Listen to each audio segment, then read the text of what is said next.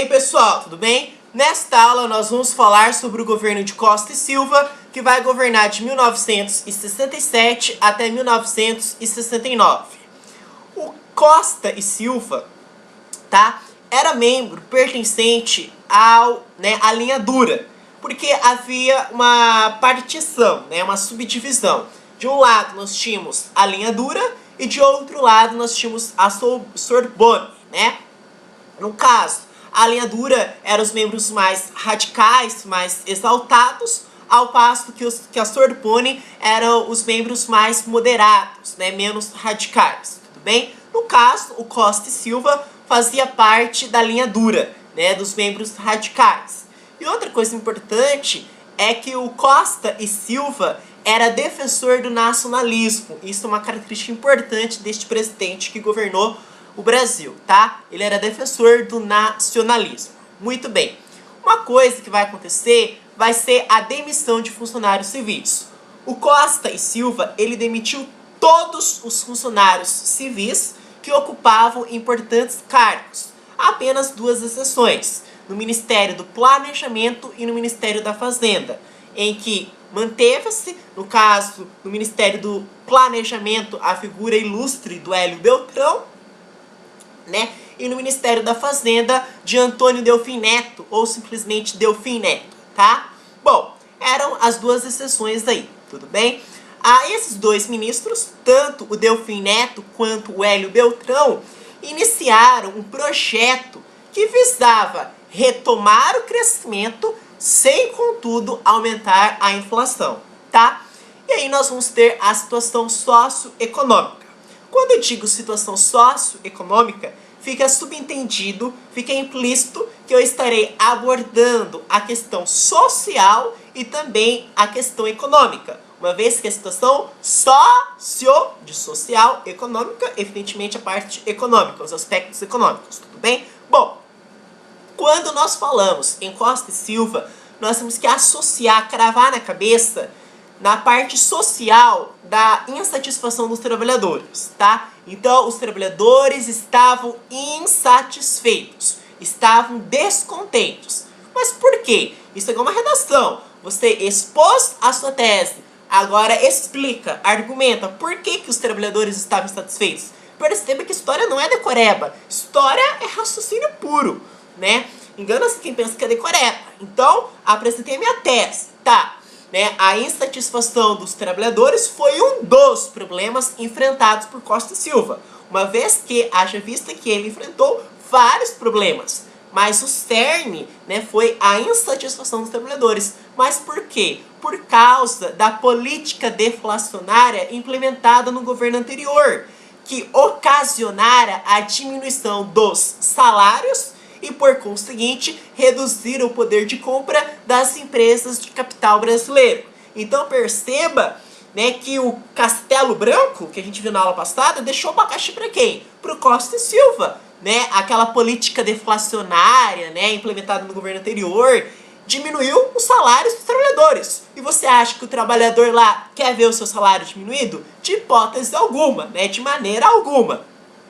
Então, por conta disso, por causa disso, dessa política deflacionária implementada no governo anterior, que diminuíra o poder de compra das empresas de capital brasileiro e que ocasionara a diminuição dos salários, faz com que nós tenhamos no governo seguinte, no caso no governo de Costa e Silva, a insatisfação dos trabalhadores.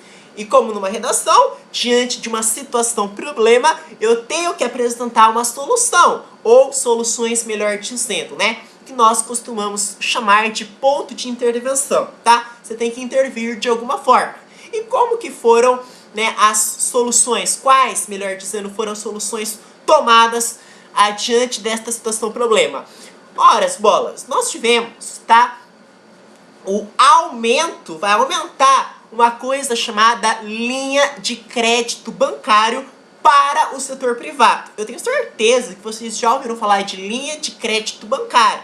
Então, diante desta situação problema, uma das medidas tomadas foi este aumento da linha de crédito bancário para o setor privado. Além disso, nós tivemos o controle de preços. A gente tem que controlar os preços, né? Não pode subir muito, também não pode cair muito. Então tem que estar no meio termo ali na balança, tem que controlar os preços. E para isso foi criado o Conselho Interministerial de Preços. Outra coisa, para garantir a sua política de combate à inflação, o governo fixou oficialmente, tá, os valores, tá, dos salários, tanto para o setor privado quanto para o setor público. Estas medidas trouxeram, né, surtiram resultados positivos, tanto que o índice de crescimento do PIB ficou entre 10 e 11,2%. Seria o que nós convencionamos chamar do início do milagre econômico brasileiro. O milagre econômico tem seu início, né, enceta-se, né, principia-se aqui, tá, no governo de Costa e Silva com essas medidas econômicas, tá? Bom, além disso, nós tivemos, né, já que é uma situação socioeconômica, falamos da parte social, né, do descontentamento dos trabalhadores, a insatisfação, blá blá blá blá. Agora a parte econômica. Bom, a parte econômica, né, na verdade nós falamos da parte social e da parte econômica, né. A parte social seria a insatisfação dos trabalhadores e a parte econômica, as medidas que foram tomadas para contornar essa situação social. Então as duas estão interligadas, estão concatenadas, né. Mas, além disso, para reforçar essa parte social, tá, nós vamos falar das greves operárias do ano de 1968. Estouraram, né, marcadamente, né, duas greves operárias. Uma numa cidadezinha lá de Minas Gerais, intitulada de Contagem, e outra no interior de São Paulo, chamado de Osasco, tá? Eram greves aclamadas, protestadas por estudantes, por jovens do corpo, né, estudantil, discente. Esses jovens, eles reclamavam, né? Eles queriam o quê? Eles queriam o retorno da democracia plena, né? Além do mais, a criação de mais vagas nas universidades públicas, a melhoria na qualidade de ensino. E ainda havia um repúdio a um acordo chamado MEC-USAID, que seria a tentativa de introduzir, né, a mensalidade nas universidades públicas, tá? Então nós falamos aí das greves operárias. E um dos desdobramentos, das consequências dessas greves operárias, foi o assassinato de um jovem chamado Edson Luiz, no dia 28 de março, né, de 1968.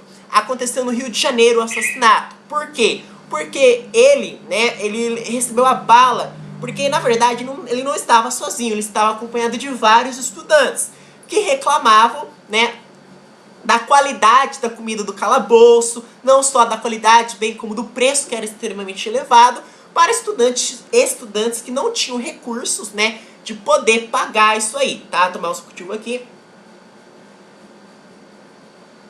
Então era uma série de coisas. Enfim, a polícia chegou atirando e acertou quem? Acertou Edson Luiz. Tanto que na época noticiava-se nos jornais, né, nos telejornais, que poderia ser o seu filho, né?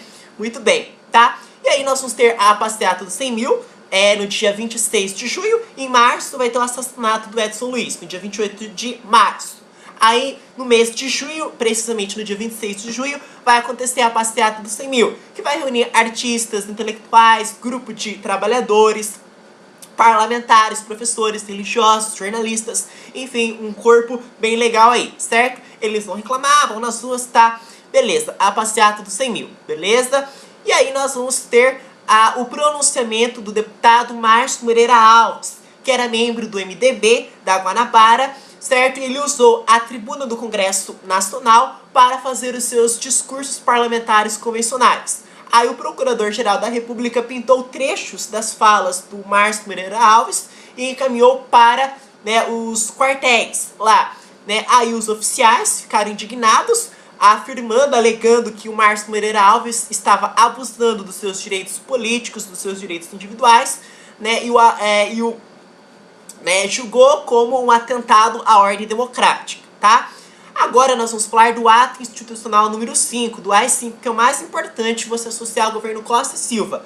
Né, dos atos institucionais, com certeza o mais importante, o mais notável é o AI-5, mas você tem que saber associar o AI-5 a qual governo? Costa e Silva. E o que falava é exatamente este ato institucional?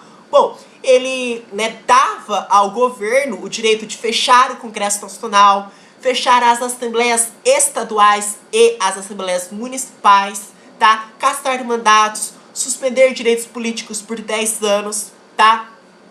Decretar estado de sítio, demitir funcionários públicos, confiscar bens como punição por corrupção, tá? Além do mais, suspender o direito de habeas corpus em casos de crime contra a segurança nacional e efetuar o julgamento por crimes políticos por tribunais militares sem recurso para réus, tá?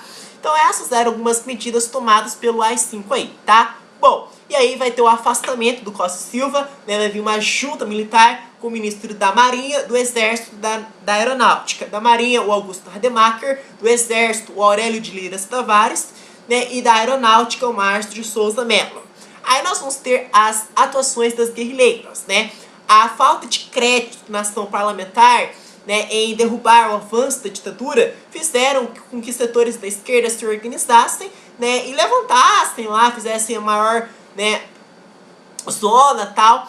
E aí, né, nós tivemos as guerrilheiras no intervalo de tempo de 1968 até 1974, tá? Bom, a esquerda acabou se dividindo. De um lado nós tínhamos o Partido Comunista Brasileiro e de outro lado nós tínhamos o Partido Comunista do Brasil. O Partido Comunista Brasileiro era pró-soviético, tá? E aí desenvolveu uma resistência no interior dos sindicatos, tá? E também no interior do MDB. Já o Partido Comunista do Brasil estava alinhado ao pensamento do líder chinês Mao Tse-tung, tá? E iniciou uma campanha das guerrilhas rurais, tá? Bom, aí nós tivemos a ALN, Aliança Libertadora Nacional, a VAR Palmares, o MR8, Movimento Revolucionário 8 de Outubro, e a Ação Popular, que tinha uma orientação católica, tá? Bom, então essas foram as guerrilheiras. Aí, em fevereiro de 1966, tá? Porque em 65, lembra, no dia 27 de outubro de 65, ainda no governo, né, lá do Castelo Branco, nós tivemos o ato institucional, né, calma aí.